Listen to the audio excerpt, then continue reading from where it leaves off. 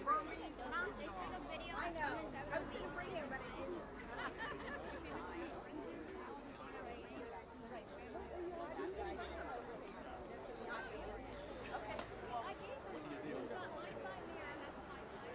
Okay, that's on the far end. You guys are going to be cut off. This one? What about it? Oh. No, I said he has my son. Oh, okay. No, it's good. I want him to. Okay.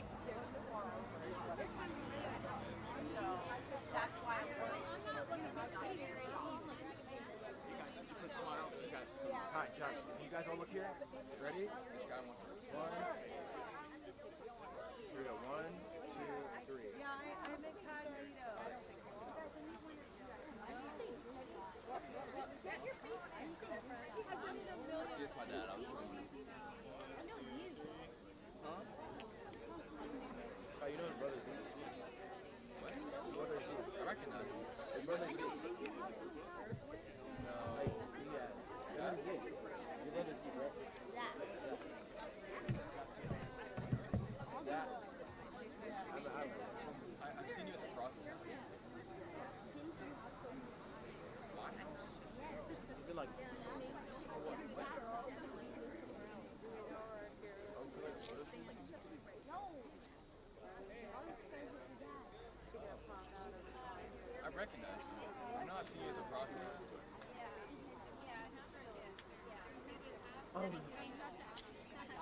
Is it straight now? Yeah. You guys keep me straight. Yeah. That's okay. That's okay. But you can also lower it if you want. Close to the next one. Yeah, come see. And nobody knows. Like 30 minutes. Mic check 3 2 1. Mic check 3 2 1. What do you want in it? You want you? Mic check 3 2 1. Mic check 3 2 1. Mic check 3 2 1. All right, wonderful. Come on. Ellie! Ellie! Get over here. I was hiding. That was fun looking shit. All right. Here,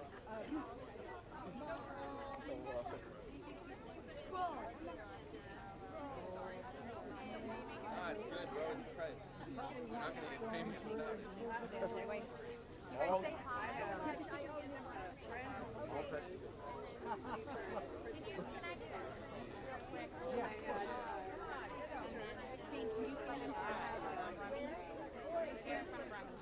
Don't knock the thing over though, guys. But just there. Yeah. Ears. And have their own private place. So much.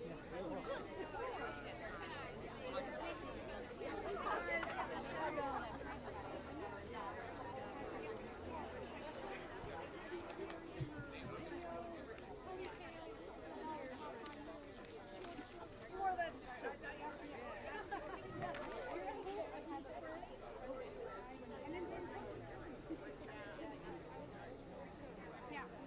that mental illness.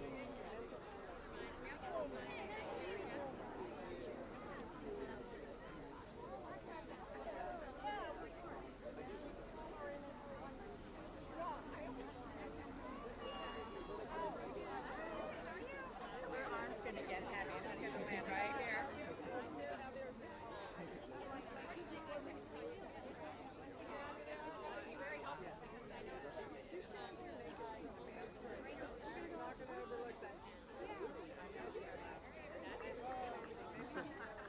Is this roughly centered with that? How's this look?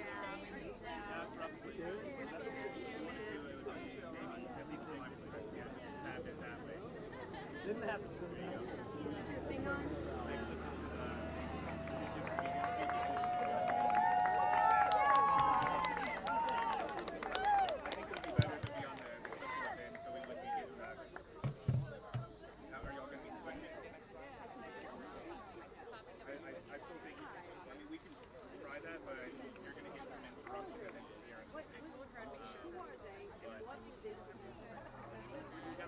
I have the library already going, and we're using that easier situation.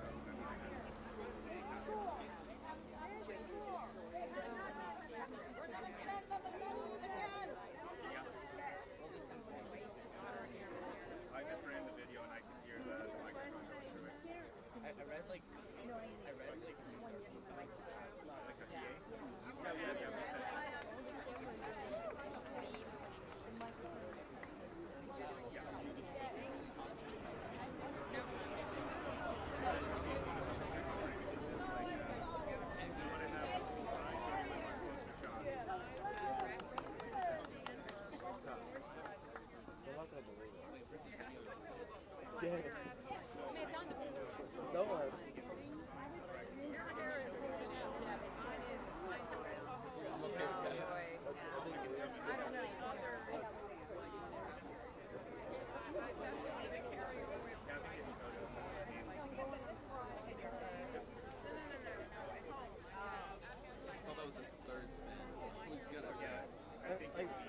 They're doing it just to hate on.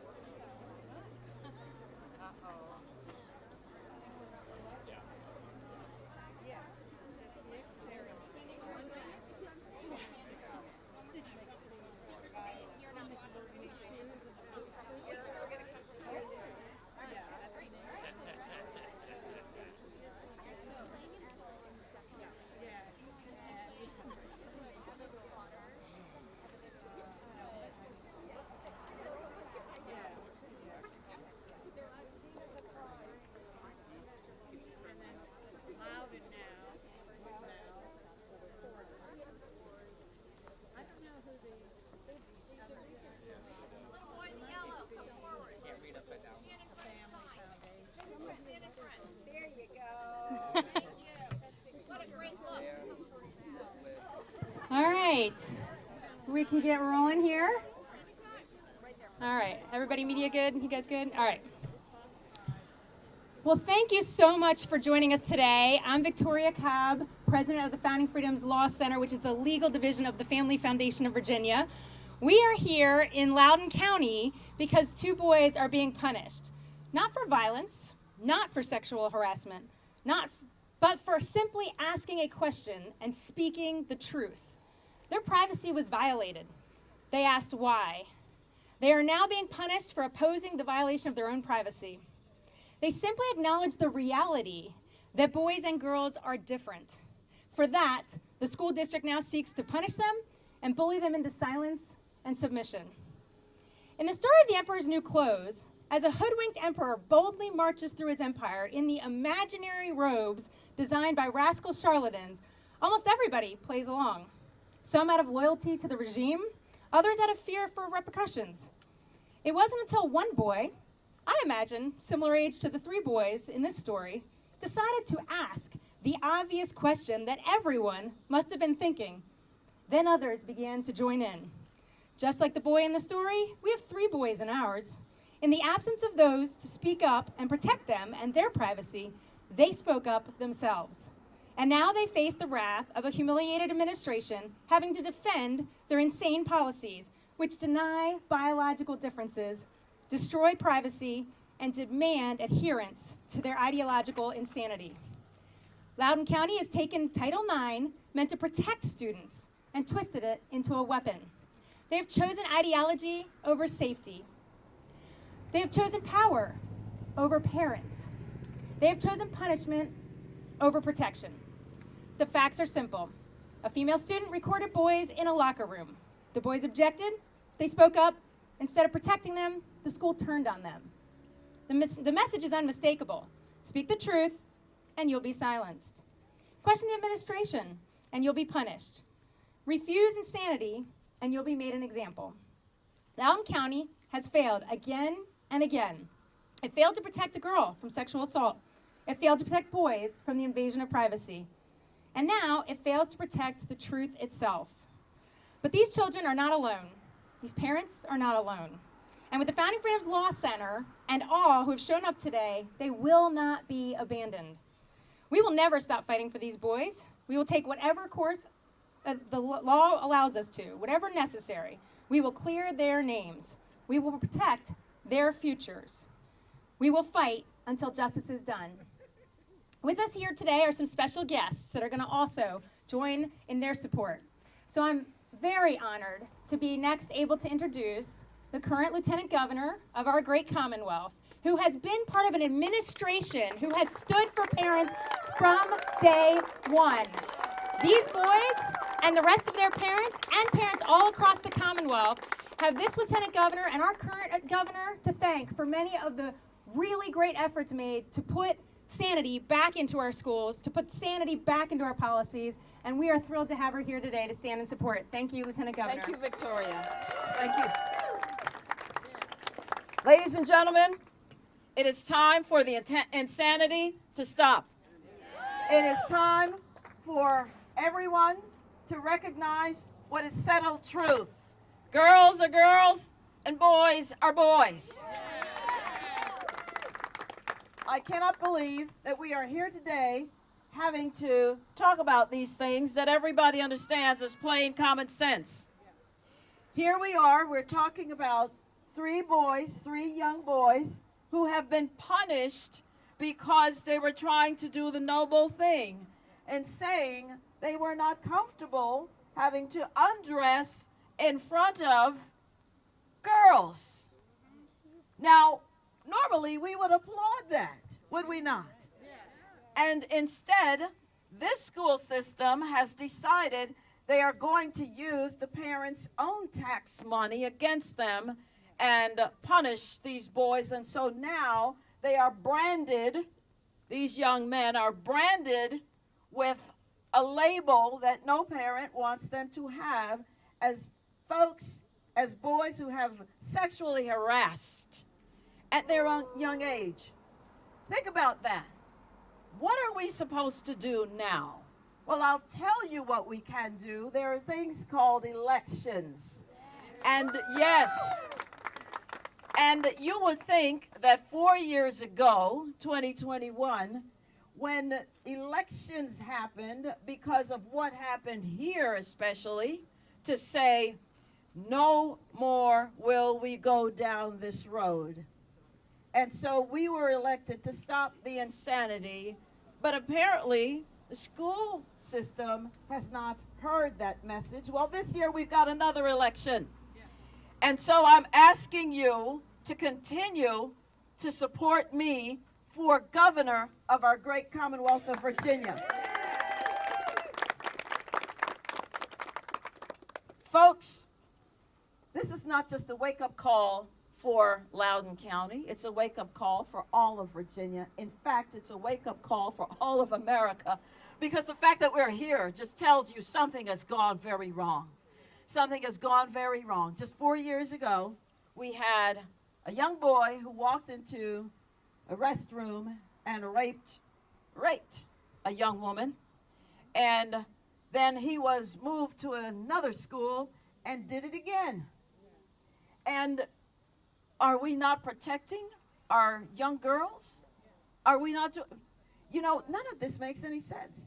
I got to tell you, I am at a loss for words because, you know, if I have to tell you, as I said one time, water is wet. What are we doing? Folks, if you're angry, if you're frustrated, and you should be, then we've got to do something. I tell you what you do. You yourselves run for office for the school board. That's what you do. You yourself make a decision to do that. And if you're not going to do that, find people who are going to run for the school board and support them.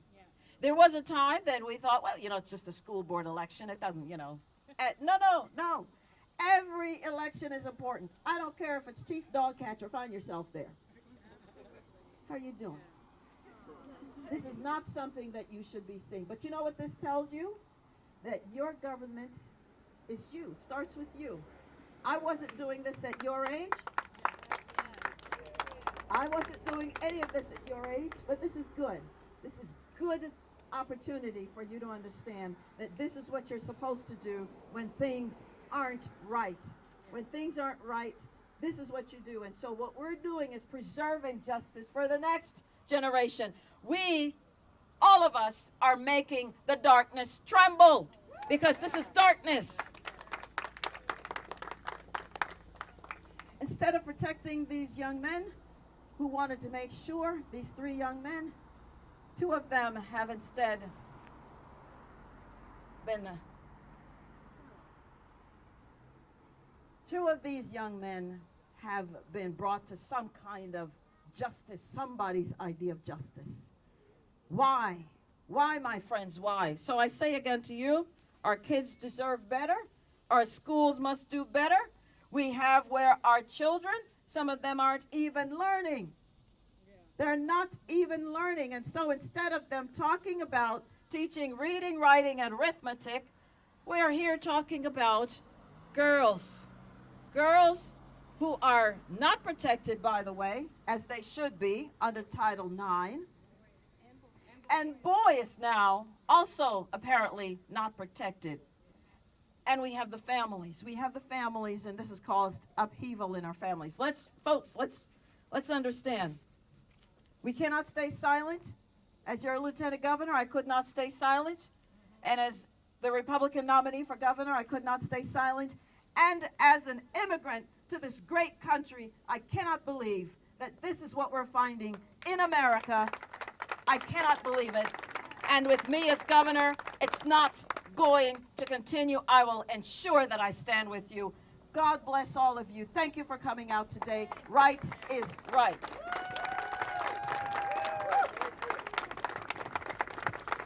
It is now my great honor to introduce Josh Hetzler, who is the Senior Legal Counsel for Founding Freedoms Law Center, for him to share with you a little bit about where this case stands and what are our next steps. Thank you, Josh.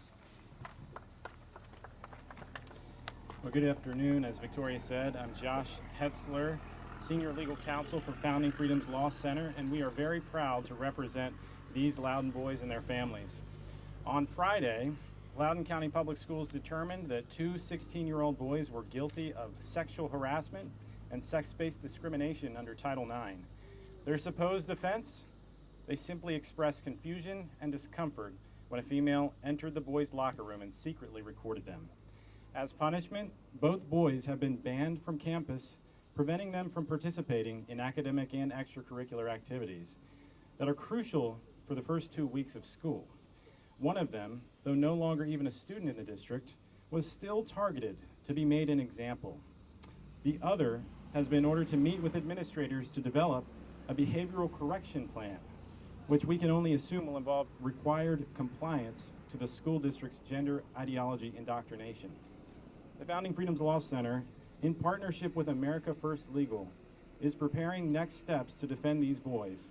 In fact, we were moments away from filing for immediate injunctive relief in federal court to prevent one of the boys from being suspended for the first 2 weeks of school. But last night, we filed a Title IX appeal with LCPS, which thankfully has put a pause on the suspension for now.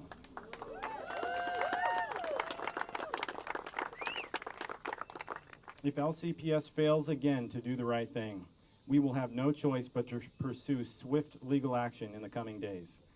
Aside from the obvious free speech violations and the gross misapplication of Title IX, we are also deeply troubled by the discriminatory nature of LCPS's actions, as evidenced by the fact that while a student of the Muslim faith was charged with the same allegations, was rightly acquitted, the 2 boys of Christian faith were still found guilty and punished. While we are celebrating our success in protecting at least one of our clients from unjust charges, that disparity raises serious concerns. But the bottom line is, by making an example out of these boys and punishing them for simply complaining about a girl in their locker room, LCPS is showing open defiance of the U.S. Department of Education's Title IX compliance demands and a disregard of the boys' constitutional rights. As we explore every legal option, We strongly urge the U.S. Department of Justice to intervene and correct this injustice. These boys have done nothing wrong, and their rights must be protected. We intend to see that they are. Thank you.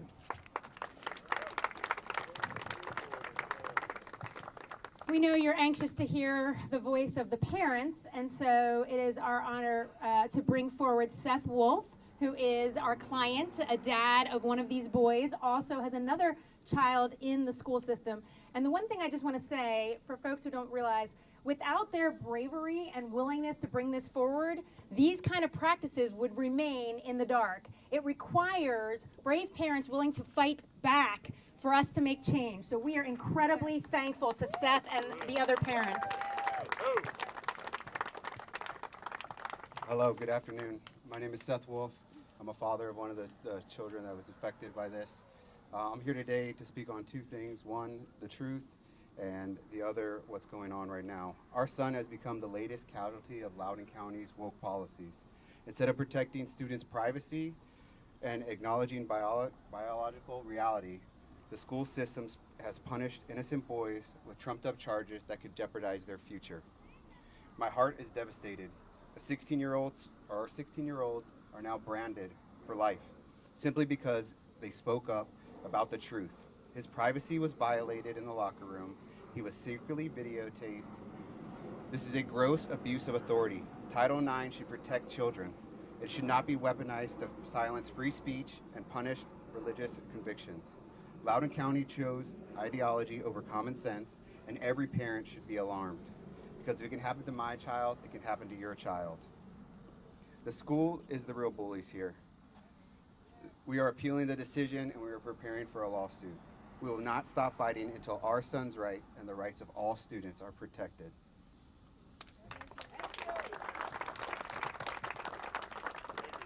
Mohammed Chair was unable to be here at the last moment. So next I'd like to introduce Tumai Harding.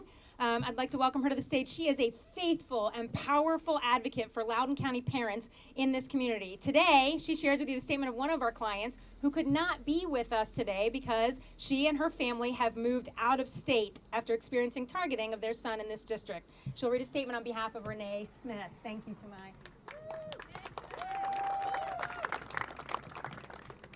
Hi, my name is Tumai Harding, and I've been designated the Title IX advocate for the Smith, Chair, and Wolf families during this extremely difficult navigating time. Renee Smith couldn't be here in person today, but she wanted to make sure her voice and her son's story are heard loud and clear.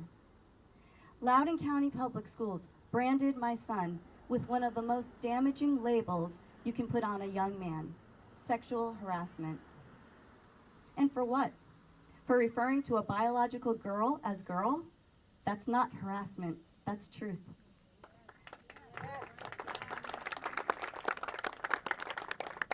My son won't serve their suspension because we no longer live in Loudoun County, Virginia, but the damage is already done.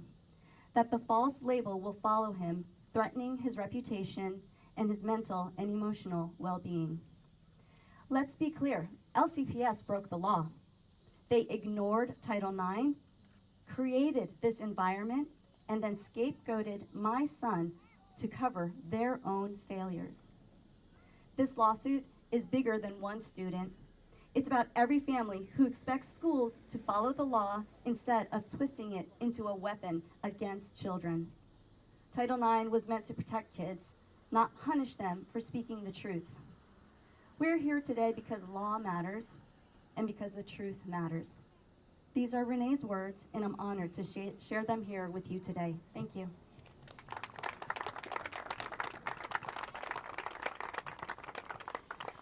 Next, I am privileged to introduce someone who was really one of the very first people to experience the repercussions of Policy 8040, and that's Tanner Cross, a brave fighter also who encountered a school system that wanted to deny biological reality. Tanner.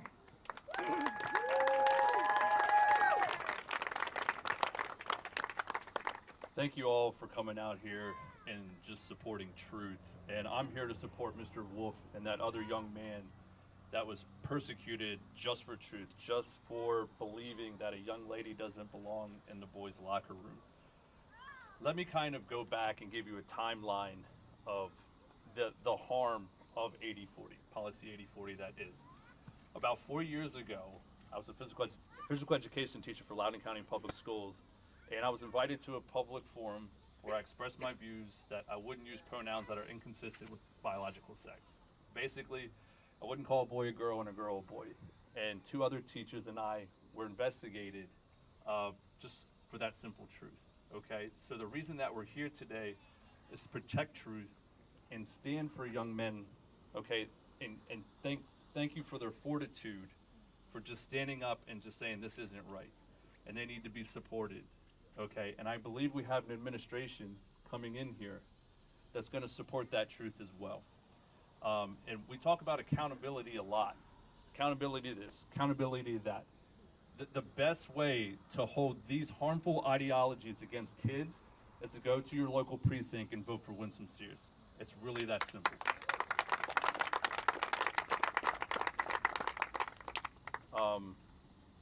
I have to remind everybody again of policy 8040 and the damage that it can do.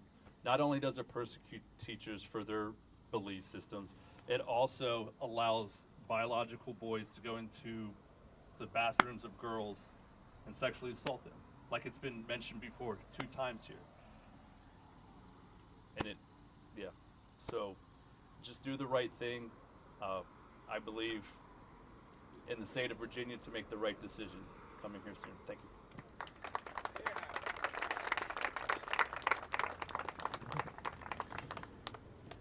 Although Loudoun County struggles under some leadership that has not supported parents, you do have a great leader that is trying to support parents, and that's your local delegate, Delegate Gary Higgins. I'm excited to bring to the podium Delegate Gary Higgins. He represents the 30th District, House District in our General Assembly, and that is Loudoun and part of northern Fauquier County. So you have a fighter trying his very best to fix this at the state level. Thank you so much, Gary, for your leadership. Thank you, Victoria. It's my honor to be here in support of these young men and their families. I had the opportunity to meet with them and speak with them earlier this year, and I think all of us had hoped that the Loudoun County School Board would return to common sense here last week and give up on policy 8040. Unfortunately, they did not, and the madness continues. You know, my wife and I had 3 daughters. They all were played in sports, were athletes in Loudoun County Public Schools, and I can't imagine what I would have done having to deal with this issue when they were in school. And then this business with a young lady in a male locker room, you know, I can remember being an adolescent. I can remember being 14 and 15 years old. I was a late bloomer, and I can't imagine anything more embarrassing or terrifying as an adolescent young man than having men or ladies in the men's locker room. It's completely nonsensical. And the last thing I'll say, these things are terrible, and yet we have a school board that in order to cling to this crazy policy is willing to walk away from as much as $100 million federal dollars. And it's just irresponsible. And they're getting backed up, I understand, by at least some members of the Board of Supervisors. This is financially irresponsible. I served on this school board for 4 years. We fought and scratched for every penny, and we didn't have the slack in the system to be able to eat $50 or $100 million. Something needs to be done. And what Winsome Sears said a couple minutes ago is what needs to be done. We need to change 4 seats on the school board. 4 of them are up for election this fall. Find out who the ones that agree with you are, talk to them, and vote them into office, because until that happens, we're going to have to continue to suffer with this madness. Thank you for being here, and thank you for the opportunity to talk with you for a minute. Again, thank you so much for being here. We hope that this next step will prove to be very successful very soon, and we look forward to watching the parents continue to fight to get rid of 8040 and to continue to fight for their federal funds and to continue to fight for these boys. We'll now take any questions that you might have. Joshua, come on. Yes. So what is the appeal process? So that's what you're talking about, right? So there's an internal appeals process. It's unclear exactly how many days that they have to get back to us. We see it as a perfunctory measure because at every point along the way, LCPS has made it clear, frankly, that they were going to find these boys guilty. So we don't expect them to do the right thing, though we hope they do, and I call upon them to do the right thing. You can avoid litigation, but if they don't change their mind, litigation is coming. So, and I think that could be soon. And what exactly does the letter, what does LCPS allege the actual sexual harassment was? What does it say in the letter of suspension? What they're alleged to have done is to use pure speech in complaining about a girl in the locker room. This was all confined to speech among boys, never directed at the girl inside the locker room. Asking questions like, why is there a girl in the locker room? Hey, there's a girl in the locker room. That's the extent of it. And I think LCPS has to do what they're doing, I suppose, in order to hold up this facade, this charade that they're playing, that boys can be girls and girls can be boys, and it's just not, it's not true. And so they have to punish the boys in order to hold up that falsehood. But to answer your question directly, those are the things that they said. They never spoke to the girl. They only spoke among themselves, only in the locker room, before class started, after class. So there was never any slurs. They're not alleging that there were any slurs No, or any kind of hate no. speech. Josh, if you would, just elaborate a little bit more on last night's action that you folks took filed on the appeal. So we found out that we could hold the suspension in abeyance if we did the internal appeal. We had already appealed the suspension itself, but then we had a couple additional days to appeal the whole determination. So that's what we did, and we confirmed with LCPS last night that they would stop the suspension for now while the appeal is in process. So I'm guessing that they probably have about a week or two, and they'll make a decision. And what was their rationale in the letter like to the third boy? You said that he was rightfully cleared, but you talked about the disparity. And I just wondered, what did they say? Why was he cleared? When our one client was dismissed of these charges, they were very clear in the letter. They sent 3 letters. They sent a letter to each of our clients, and they alleged the exact same facts. And for the one client who's a Muslim student, they said we must dismiss this accusation and this investigation for the following reason. Even if proved true, it would not constitute a Title IX violation. They followed up with a similar letter with the same facts within the same hour for our other 2 clients. And they not only did not dismiss the sexual harassment charge, they kept it and they added sex-based discrimination. And then they found them guilty. So we're very serious when we talk about religious discrimination. There's no other explanation here. And that was a Muslim girl or boy? I thought you said girl. Boy. And do you know what punishment that the trans student received? I know there was found to be no criminality, or at least for a charge to be filed, but there was like a violation of, I guess, the student code of conduct. Do you know what punishment the trans student received? The female student, I don't know what happened fully. I only know this. When our clients issued a Title IX complaint against that student for filming them in the locker room secretly, the LCPS declined formally to investigate. Do we know who paid her to do it? I don't know. It was a 10-day suspension, correct? Yes. Was that set to start tomorrow? It was set to start on Monday. Okay. And then now it's paused until this appeal process? Yes. 2 days ago or this coming Monday? This coming Monday. You mentioned LCPS declined to investigate the report filed against the 4th student, the first one who was filming. Is there a way to appeal that decision from the person who filed the report? Can they appeal a decision not to investigate? I don't think they can appeal a decision not to investigate. No. Why hasn't there been any criminal charges against the girl who filmed? Well, we don't know that we can't speak to whether or not it was a crime, but we know that it was against LCPS policy, and we believe it was a Title IX violation. And also just wondered, what was the Attorney General of the recommended that the U.S. Department of Education and its Office of Civil Rights investigate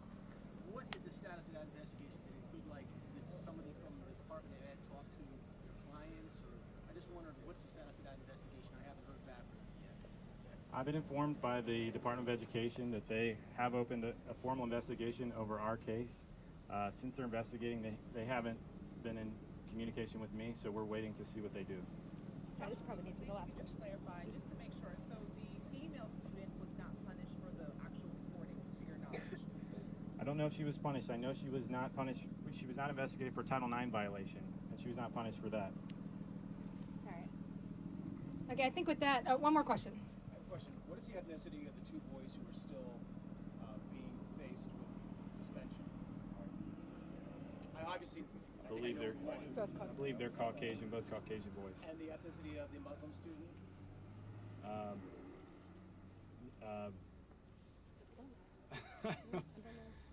I'm not sure.